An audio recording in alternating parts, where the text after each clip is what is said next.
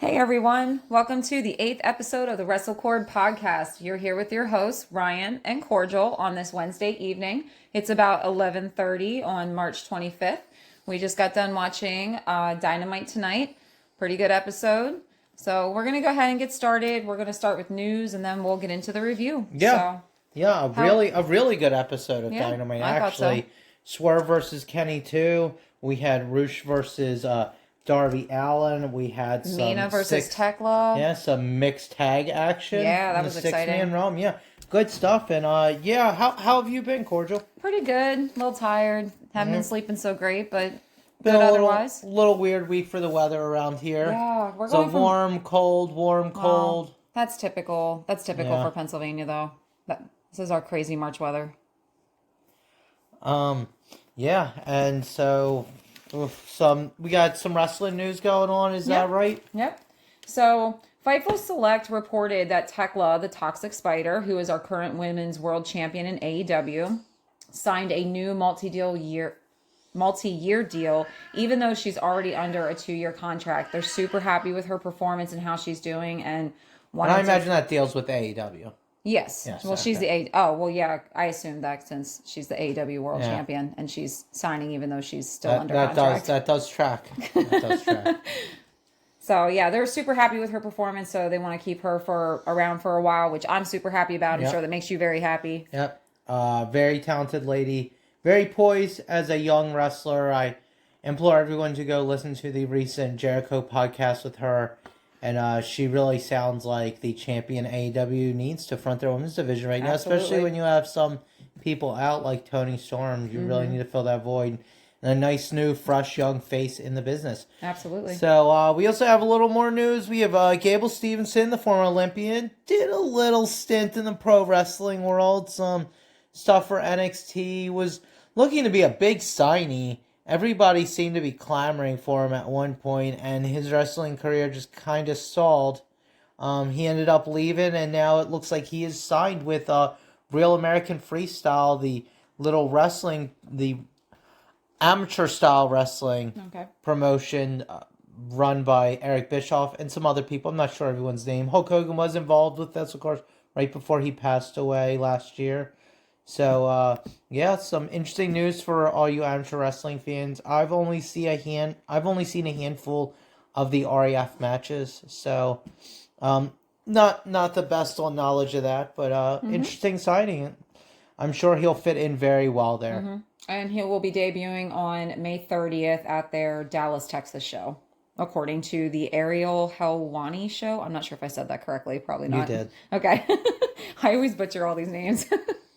So AEW is going to be bringing Spring Breakthrough and Playoff Palooza back in April. Spring Breakthrough will be will have Dynamite like normal, but then Collision will be on Thursday, April 16th, instead of that Saturday.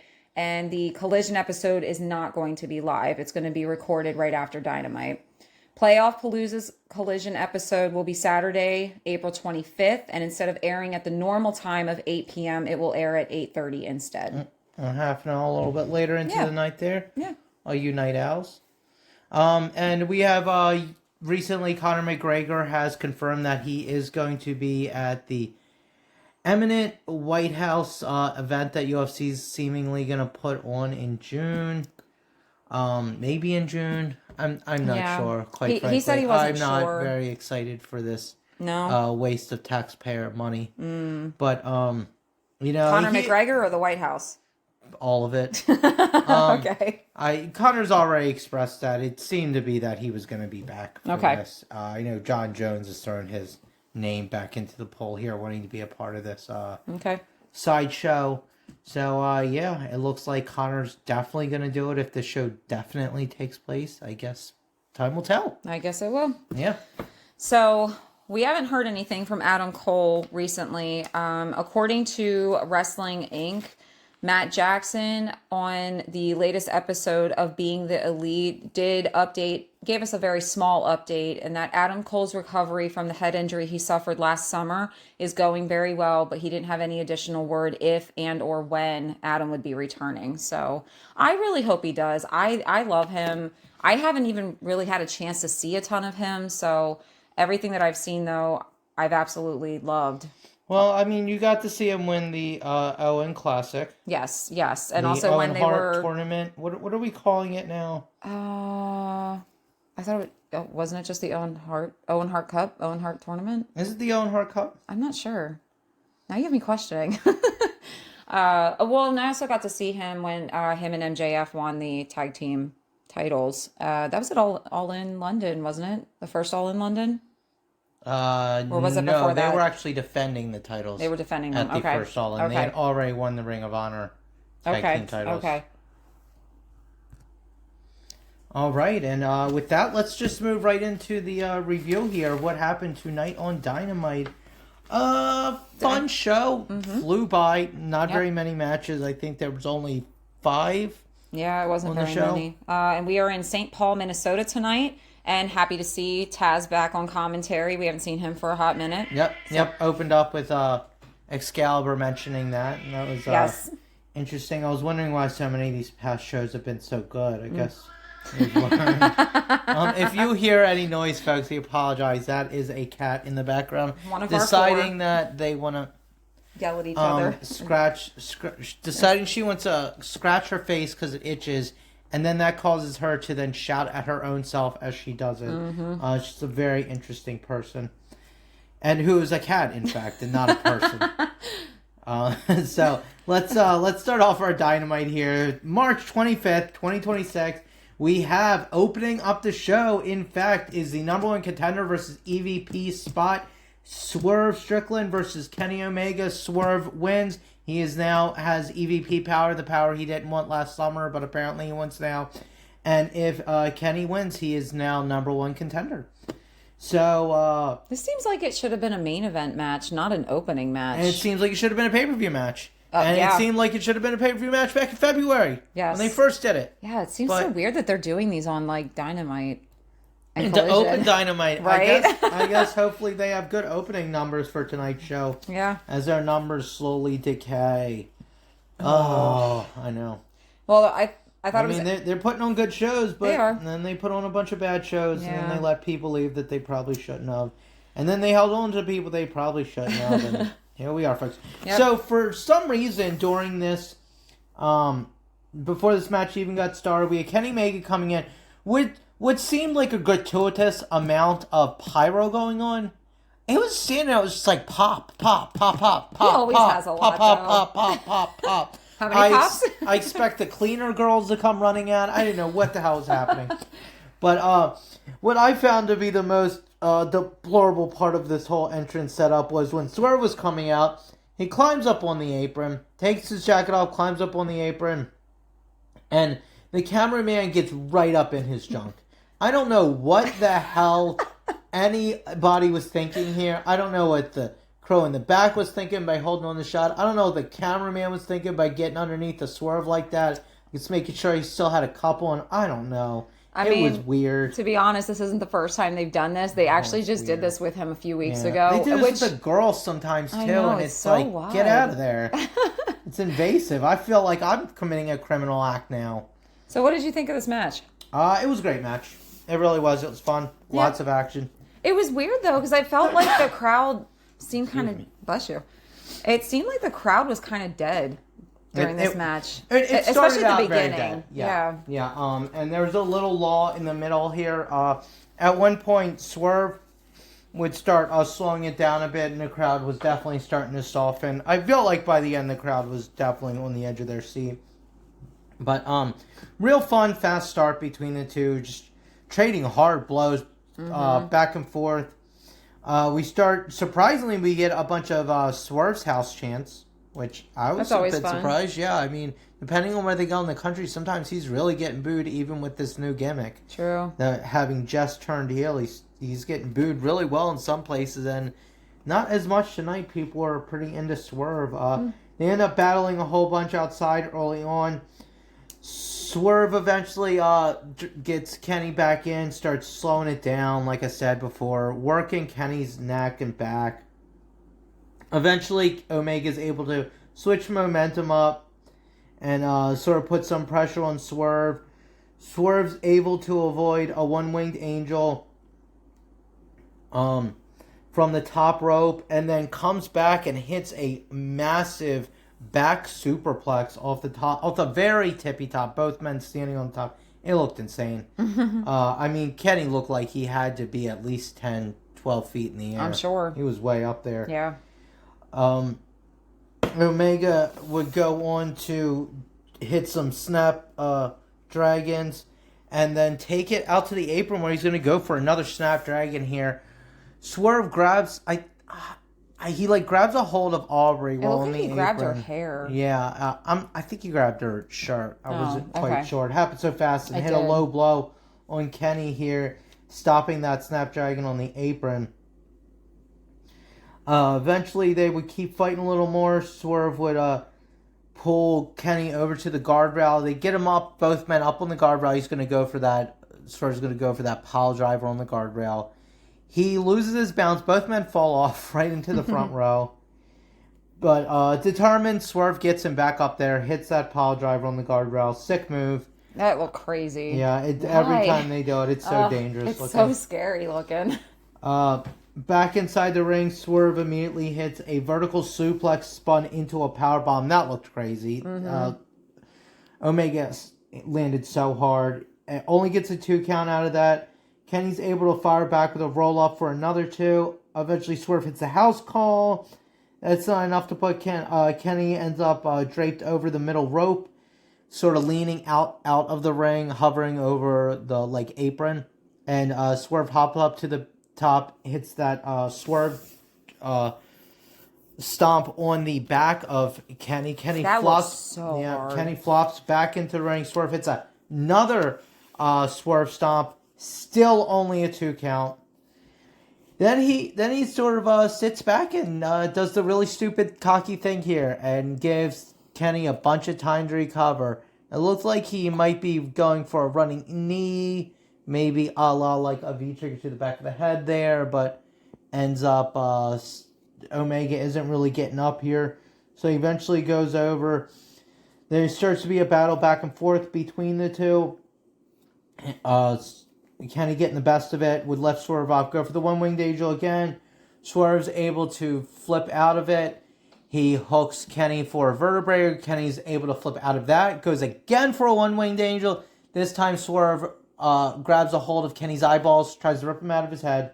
This is enough, obviously, for any man, including Kenny, to drop Swerve. Swerve is then able to hit that vertebrae, which looked sick. I just these guys taking these falls on the back of the neck like this are just crazy. And from there he would hop back up to the top rope, go hit the Swerve stomp. Oh wait, he will not. Kenny rolls out of the way, ends up hitting a knee, ends up hitting a V-trigger, and then gets the one-winged angel for the win. Your new number 1 contender, I guess Swerve had it for a week. Yep. is now Kenny Omega. So and we're looking his at EVP powers. Possible Kenny Omega versus MJF for the title. All right. That would be interesting. We've seen that before, and that was fun. I'm ready to see it again. All right. Not the same old. Yeah. Yep. So then we went to the Darby video package, and that was fine. And then we go to Will in the back talking about Pac. Will Ospreay. Will Ospreay, yeah. Sorry, yes. Will Ospreay's in the back talking about Pac. That rhymes. He puts... So he says this funny line, though. He's talking about Pac, and he says he puts his big nose and big ears in other people's business. Does have big ears. Yes, and wants Pac next week. So at least he's got rid of that rat haircut. So right, I like the hair. It's a little less noticeable. Yeah, I like the hair. I like the hair he's doing now. It looks a lot better. Yeah. So he's just calling Mox out for breaking his neck in front of his family, and Will basically just says he's going to do the same thing to him, and he challenges Mox for a match at Dynasty. So, short, sweet, and to the point. Yeah, looks like, I mean, not made official yet, but looking like Ospreay wants Pac next week in Winnipeg. Yes. And then we move on to our mixed trios match, which was Marina Shafir, Daniel Garcia, and John Moxley versus Death Riders, yep. yes, versus Zeta Steel and Top Flight's Darius Martin and Dante Martin. Yep. And fun match. Zeta Steel looked great out here. Yeah, I really like her. I think the first time you saw her was in Marigold. Yes, when she did the first event when they had their grand opening event. This was actually really, really fun work between Zeta Steel and Marina. I thought really kept the action going for the night. At one point, there were some mixed signals, and Dante thought that it was John Moxley behind him, but in fact, it was Marina, and he did sort of a spinning side Pele kick right to the face of Marina. Oh. That got a big gas from the crowd. Yeah. I got a big gas from us. I was going to say I gasped. Yeah. I was like, oh my God. That was pretty wild. Yeah. But the Marina would live on from the moment. She would keep going here. At one point, it's her and Zeta in the ring. She ends up tossing Zeta to the ropes, grabs the referee, and this gives Wheeler the opportunity to yank Zeta Steel's ankle out from under her. Mm-hmm. Zeta actually doesn't fall, but is distracted enough to turn around and sort of swipe at Wheeler, giving Marina the opportunity to hit her from behind and kind of gain the advantage here. Yep. From there, she would get Zeta up onto her shoulders and bring her over to the corner where it appears we're going to get John Moxley clotheslining Zeta in a Doomsday device. But luckily for Zeta, she's able to get out of it, gets behind Marina, shoves Marina right into Moxley. And hitting him in the nether regions there. Well, she causes him to fall onto the turnbuckle, causing him to bust She actually balls. looked like she headbutted him in the ground. Okay. As she went in. I mean, that's how I saw it. Okay. Correct me if I'm wrong, folks. I often am. I thought there was a lot of good tagging in this match, just between all of them. And at the end there, Garcia ends up slapping on the Dragon Slayer, and then Mox hits a curb stomp, allowing Garcia to pin. So it was a good match. Yeah, nice and fun. fast paced. Very serviceable. Lots of mixed tag matches. So I thought it was great. So afterwards, we have Mox on the mic, and we get all kinds of Ospreay chants from the crowd. He basically goes on just to say that he accepts Ospreay's challenge, basically saying if he wants a big fat grudge match at Dynasty, then he's got it. So, and I took that as he's just saying because Ospreay has a grudge against him for everything that he did. So not necessarily that it's a grudge type match, I guess. By a grudge match, you mean a no DQ? It's not a grudge matches are necessarily anything but a regular match. Oh. It's not See, this is the thing about wrestling, is that could be a match. It could be like the grudge match, and it's going to be no holds barred, but that's not synonymous with that per se. I don't think it is a grudge match, though, because the graphic that came up right after that... what you're thinking is the name of a match type. Right. And it was made official. We did have a graphic, like, literally 5 seconds after this was said, and it didn't say anything about it being a grudge. I'm using air quotes that you can't see. No holds barred. Right, so I guess it's just a regular match. So, yeah. And then we move on to the Young Bucks in the back, doing a promo with some highlights from Revolution. They've been doing these lately. It's very sort of like music video style. Yes. You get some talking. You get sort of voiceover here where you're getting clips, and then they show them while they're talking, but then they'll jump to clips again. Yeah. So, and it seemed like it was just them. This went on for a while, too. Yeah. Longer than I wanted. They were just kind of going over their loss at Revolution, and basically, the whole point of it is at the end they said that their goal is to get the tag team titles back, no matter who stands in their way. Yeah. So by this year, they're trying. I think they said record-setting third time, fourth time. Haven't they already been through it? I feel like FTR has been it 3 times. Haven't they all been? It's them and FTR and maybe they said fourth. Yeah, I don't know. I was bored. The Young Bucks bore me. Yeah. No, well, not me. I like the Young Bucks. Yeah. So. Well, you just agreed with me. So. No, I didn't mean to. Hey, put your foot in your mouth. All right. Next we have a really good match. Yes. With Speedball Mike Bailey versus Rocky Azúcar Romero. Yes. Sugar himself. Yes. And Rocky, I've been watching Rocky forever. Such a great wrestler. does not get his dues in this business as far as I'm concerned. Really moved a lot lately to helping the younger talent, not so much being an in-ring star himself. Mm-hmm. Which I feel like he spent a lot of his career doing that. He's been working a lot with New Japan lately. Well, he's been working a lot with New Japan for a long time. Oh, I didn't. Not oh, just okay. lately. Oh, okay. So, crowd was, as you would expect, really behind Speedball here. I thought it was pretty interesting that Rocky's tights really looked like a Little Debbie sort of chocolate snack cake with the white icing swirl on top. It really did. That was funny. Or he was one of the three amigos. I'm not sure. And then this was good back and forth battle, but in the end, it was Speedball completely missing his shooting star knees and yet still getting the pin. I mean, so weird because I didn't watch it back 3 times, but I could tell you in real time, it looked like he didn't fucking touch him at all. No, there was like so even weird. a delay in how Rocky fell.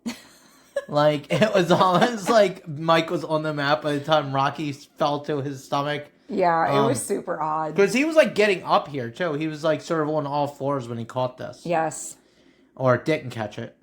And but nonetheless, Bailey's able to get the 1, 2, 3 out of the botch, and we're gonna move on from there. We got a little video package highlighting what happened in the Texas Death Match at Revolution, and we get told that up next after the commercial break, we're gonna have MJF returns, and sure enough, we come back and we have MJF heading out to the ring, looking I guess dapper, not an attire I would choose, but not as bad as some of his previous looks. It actually was pretty okay this time. Yeah.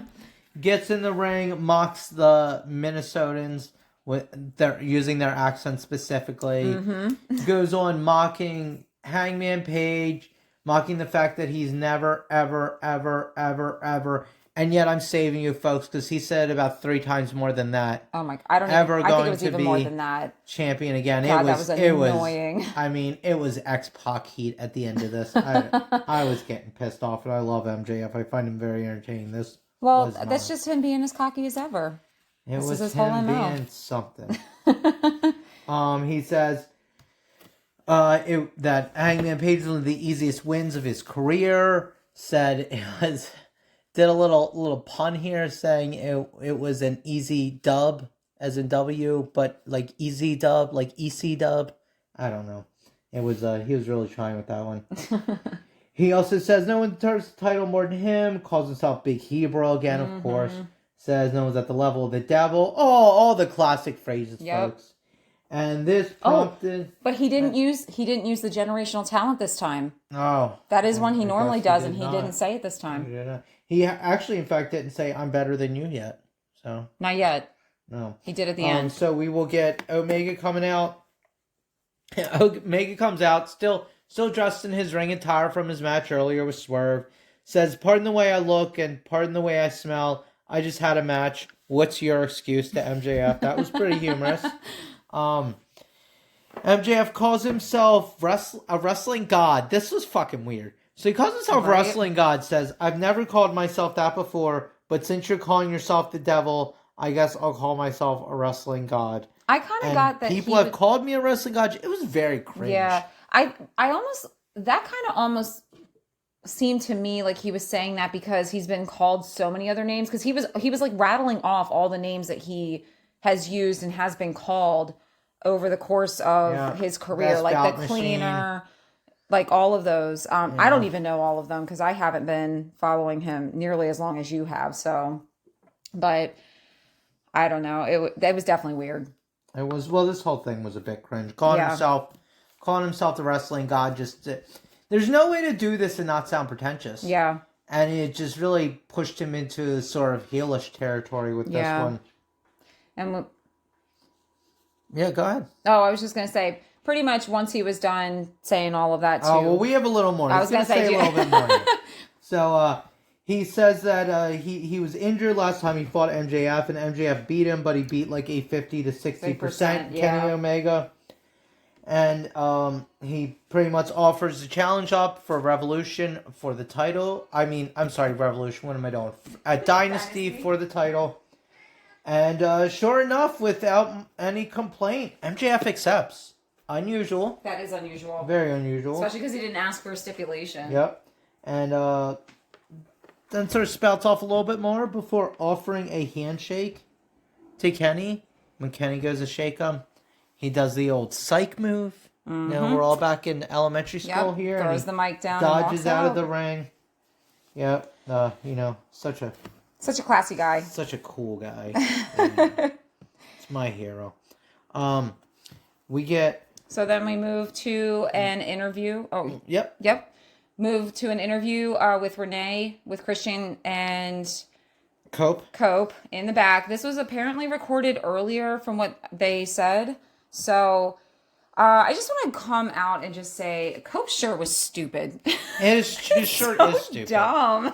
I don't know who's wearing these shirts. I don't either. I see some of these wrestling shirts and I think, oh no, yeah, you're right. It leans into whatever gimmick you have, but it's stupid. Nobody's wearing it. So here's one, and it really doesn't make sense because Christian doesn't wear the shirt, but Edge Copeland does. Well, do you want to explain what it is? Well, it's a shirt that has their names, like in like gold, like a cool little logo. Even though it's not very cool, it's very base, but it says Cope and Cage.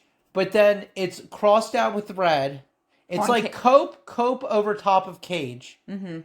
And then the Cage part at the bottom is X'd out in red. And then written above Cope is Cage. So, he doesn't like having his name second. It's it's really stupid because Copeland's the only one wearing the shirt. I know. Why are you wearing a shirt mocking? It would mocking be one yourself. thing if you actually... If, like, Christian was walking around with the shirt. Yes. And it was actually spray painted on. Not like they got the company to make it. Yeah. But, like, as if he had personally altered it. This would make more fucking sense and at least be not a laughing stock. Yeah. But really here it just makes no sense. I don't know why Cope's wearing it. He, pretty much Christian spouts off a bunch. Says the worst thing FTR did was to drop him on his head. Doesn't really seem to give a shit about Cope and what happened to him, which is no shock here. No. And then Cope would start speaking, talking all about how close him and FTR were, and how they had been in each other's house and played with each other's children. This is actually the second time that people's children had been mentioned on the show. I think it was earlier. Twice tonight, yeah. Yeah, it was earlier. Will Ospreay. During his package, yeah. It was earlier during the Ospreay package. He said something about, was it Pac and his children? Yeah, I don't know. And how upsetting it was to his children when Mox broke his neck. Yeah. And so... This seems to be, I don't know, this seems to be something that AEW is doing right now. The Bucks just did it after... Yeah, well, and it fits a little more in this story here, considering that they did attack, like, his wife and all, too. Yeah. They attacked Cope's wife. I just feel like this isn't... Your kids aren't part of wrestling. Like, just leave it out. Well, I guess that's sort of where the heat's deriving its heatness from. I guess. That's why it's so hot in here. I guess so. Anyway. So, eventually he said that he vows to get revenge on FTR. Mm-hmm. And, of course, we're getting... At Dynasty, it's going to be FTR versus Cope and Cage. And do they have a name? A tag team name? Cope and Cage. It's just Cope and Cage? Well, they didn't when they were Edge and Christian. It was Edge and Christian, ENC. Okay, all right. So, I mean... I wasn't sure. Most other teams, they have like a name. I don't know. I hate the name Cope, I tell you that. I do too. I'm glad he's not like full-fledged. They're still saying Adam Copeland sometimes. And he's not just full-fledged trying to insist on being called Cope because I can't cope with this. It sounds just like so depressing. It does. He doesn't sound inspiring or like I can get behind this guy. It sounds like somebody sit down and rub his back. I don't know. Yeah. He's having trouble coping. I don't Or maybe he's the best at helping people cope. I don't know. So up next we get some tag action with some great competitors here. You got some of the younger guys and some of the more established veterans here. You got Orange Cassidy and Roderick Strong now being just called the conglomeration. I guess we're not talking about the other people in the group.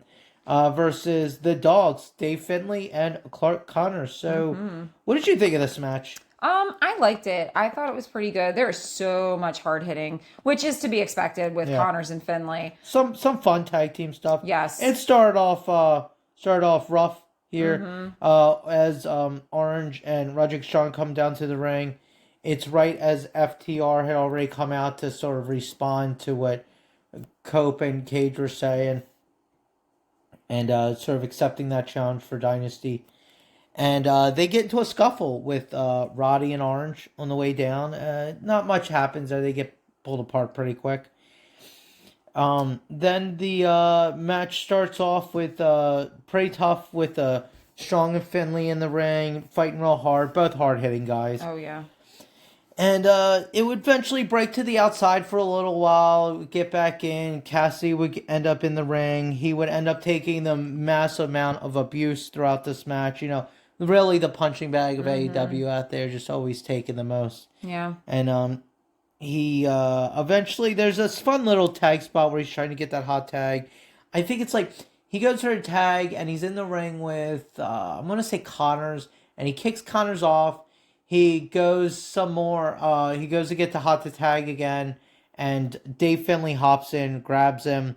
Then he ends up fighting away from Dave Finlay.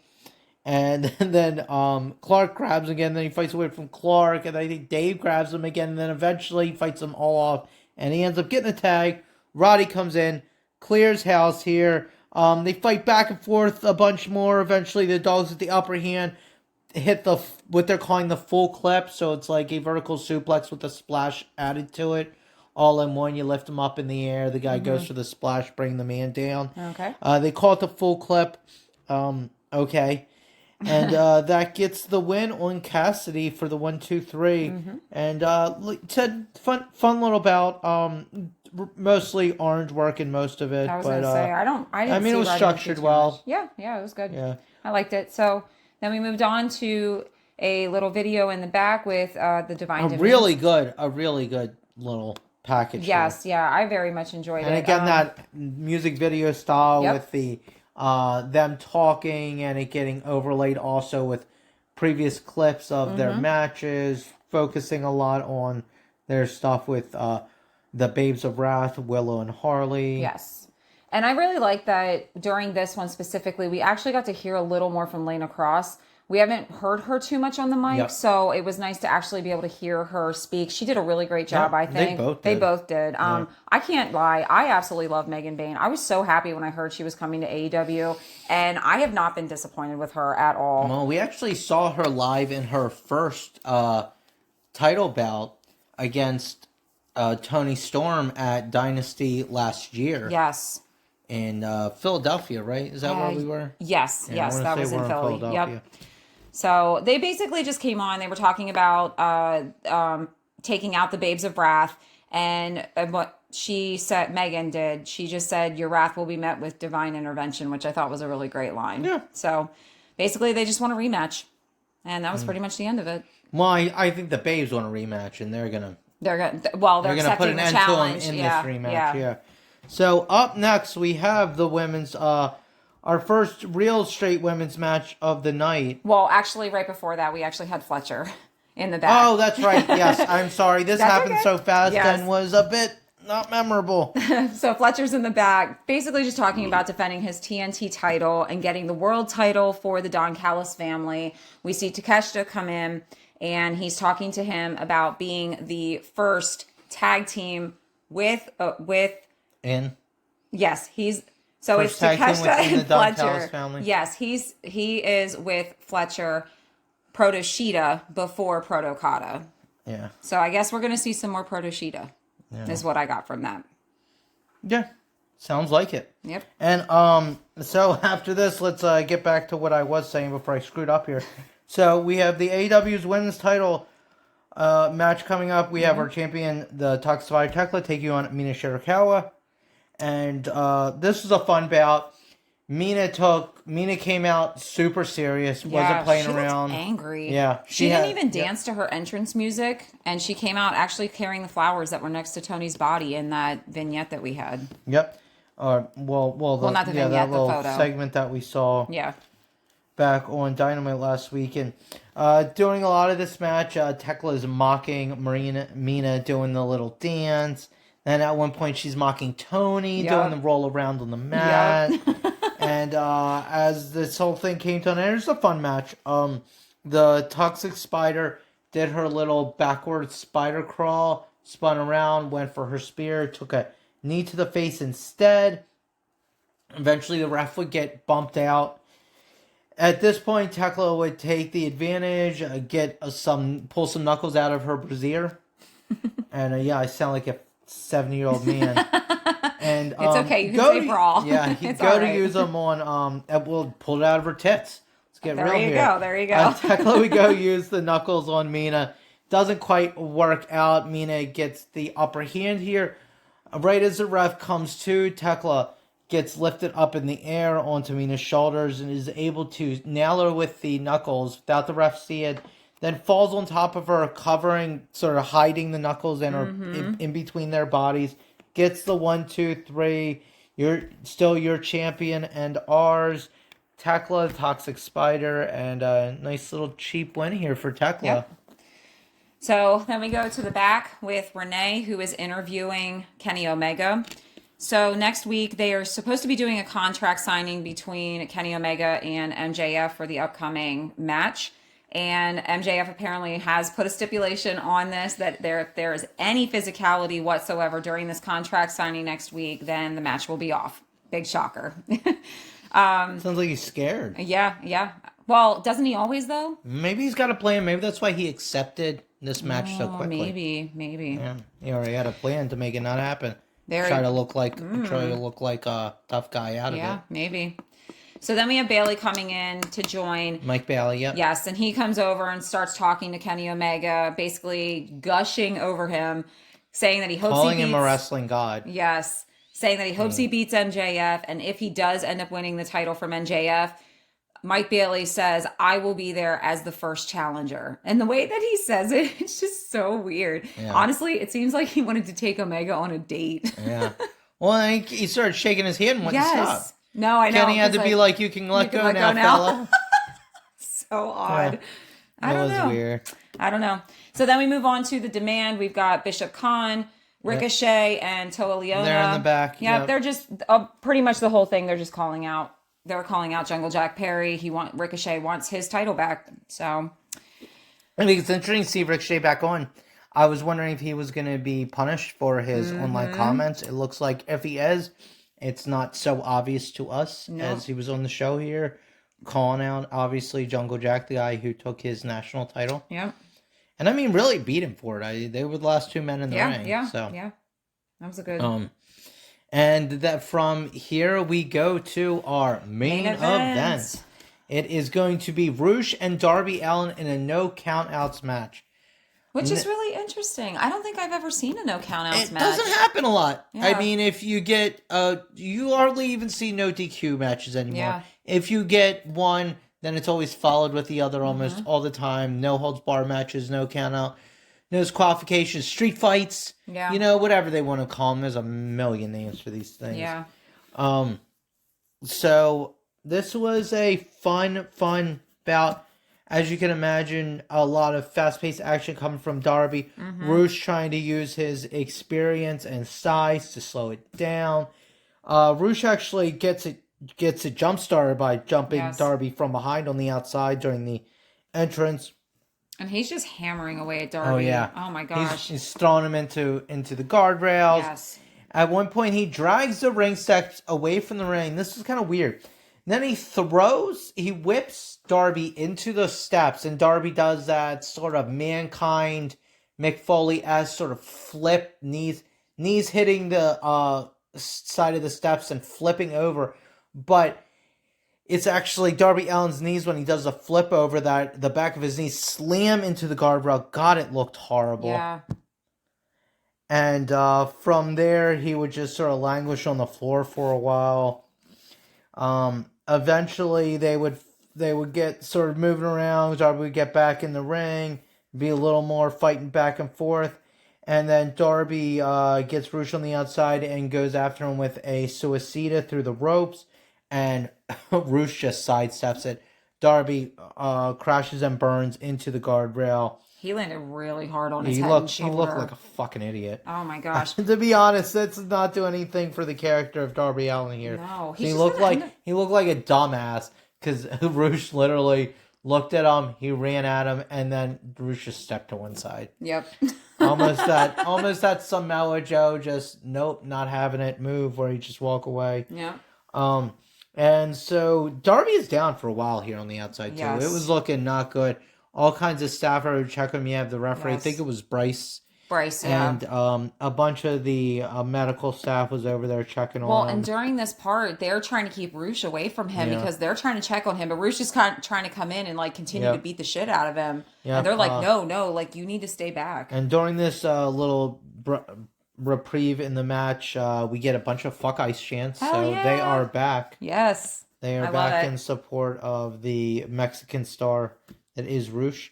So, of course, I think we failed to mention earlier on here that Darby actually comes down with a bandage, with his forehead bandaged up. Yes. Obviously from the effects of that coffin match that he had just had with Gabe Kidd, which was a whole can of worms we talked about already. Yes.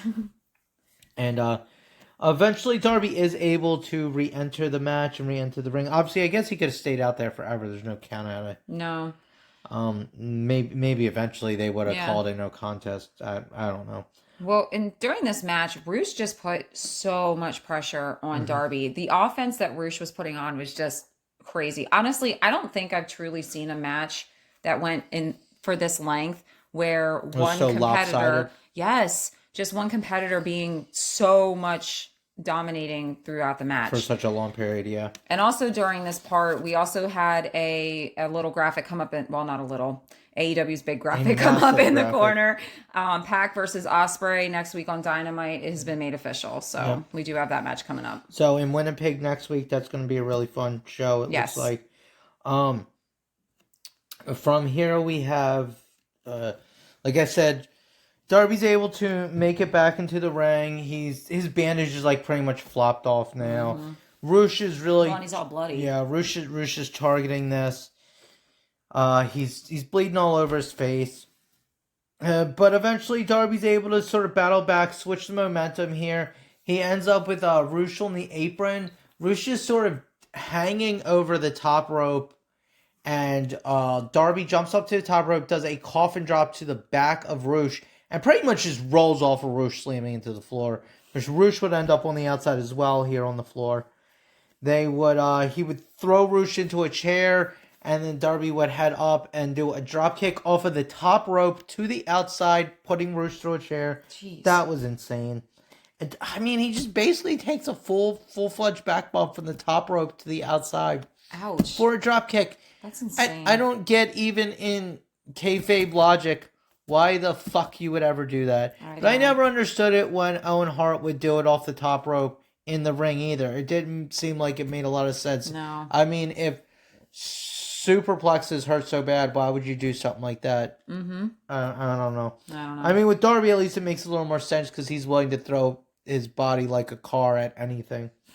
But that was a pretty wild spot there. Eventually, Darby would get overpowered again, dragged back into the ring. He's just bleeding all over the place. Roosh has got him in the bottom of a corner, just stomping away at him. And Darby won't quit.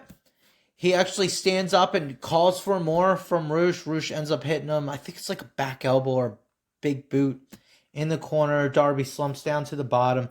Roosh calls for and goes for the bullhorns. I think maybe you don't telegraph this because Darby moved out of the fucking way. Mm-hmm. And I mean, why not? You just told him exactly what you were going to do. Yeah. And after missing the bullhorns, Darby, out of nowhere, does a quick jackknife roll up, gets the 1, 2, 3. Yeah. Right there in the center of the ring. Honestly, I was surprised. I really did think that Roosh was going to win this just because he dominated the majority of the match. So. Well, I mean, Darby previously has said that he will keep his foot on the throttle till he sees God or the AEW world title. So that's true. He did. I guess he's going to see God soon. And from here, go ahead. So I was going to say. Don't let me cut you off. No, that's okay. So after this, we see Mark Davis come out with the Don Callis family. And as Darby is walking up the ramp, Mark Davis grabs him and just pile drives him straight into the floor. And I mean, Darby just stinks like a sack. It was crazy. And these are all like the low level guys that Don Callis found coming out. We got like Lance Archer, Davis, Rocky's out there. Yep. So the Don Callis family then take Darby into the ring and they just start pummeling beating him. on him. Lance Archer hits him with a big clothesline. A big choke slam. It looked really bad. And during all of this chaos in the ring with Darby, we see Don Callis and Andrade on the ramp or the stage. And Andrade is looking at him like, what the fuck is happening? Like, why are you doing this? He's protesting all this. Oh, yeah. Doesn't seem to want to participate in this, He does not like these tactics at all. Beat down here, this sort of gang attack. So, and that's which I find is interesting. You saw it with the not wanting to necessarily take the money from MJF. Yeah. Now you saw it with him. You saw this also with Takeshita not wanting to use the chair. Mm-hmm. And now we're seeing it again with Andrade not wanting to attack Darby here in this like sort of gang attack. It almost seems like, especially like with Takeshita, he doesn't want to use dirty tactics to win. He wants to win legitimately. Well, apparently now. Yeah.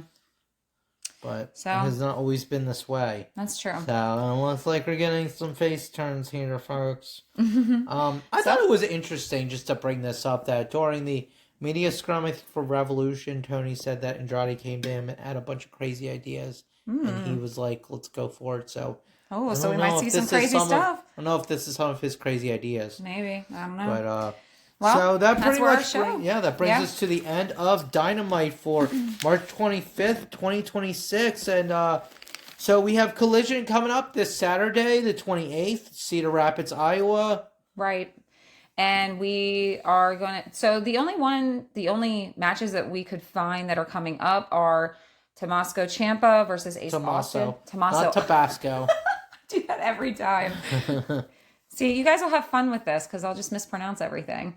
And then we have the Divine Dominion versus the Babes of Wrath for their titles. So that's I'm excited for that. Ciampa versus Ace Austin of the Bang Bang Gang. Yep. And you get, obviously, there's some stuff going on there between those guys and Austin Gunn and all this stuff. So we're also going to, like you said, we're going to see the Women's World Tag Team Champions, Divine Dominion, Megan Bayne, Lana Cross taking on the Babes of Wrath, Harley Cameron, Willow Nightingale for their titles.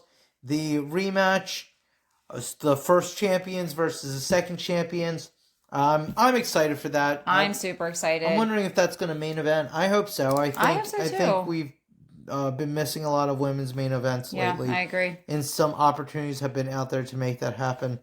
I think some good matches. Yeah. I think the last one we did see was that strap match, and that was such a great main event. It was. Hopefully, if that's what we get Collision, these women will deliver. Absolutely. So, thank you all for listening to this 8th episode of the WrestleCord podcast. Let's hope it keeps going, or I guess we hope it keeps going. I don't know if anybody else does. But we're just trying to have fun here, folks. Any comments, questions, please let us know. We're all here for any criticism you have and whatever tiny bit of praise that you might have in your kind hearts to throw our way. Thank you so much for listening. You can always catch us on youtube.com/WrestleCord. You can check us out on Spotify, Apple Podcasts, anywhere pretty much you get your podcast needs. And this is Ryan, along with Cordial here, signing off. See you next time.